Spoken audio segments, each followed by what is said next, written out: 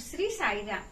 परमाराध्य परम प्रेममय परम करुणामय प्राणसखा भगवान का चरण कमल कोटि कोटि प्रणति जणे आरंभ करिबा भगवानकर अवतार बाणी।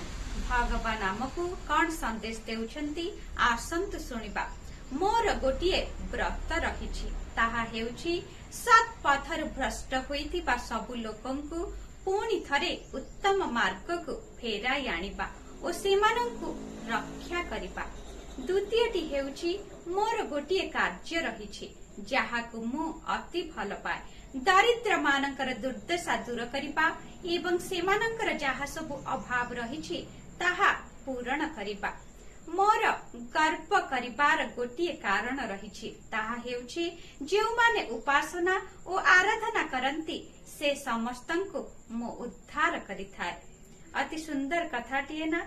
आमे जदि सेमानंक कथा चिंता करिबा तेबे तांको पाई नुहे, एहा केवल आमर जीवनर पुंजी होई रहिबो। शुभ सकाळ, आपणकर दिनटी मंगलमय हेउ। जय साईराम।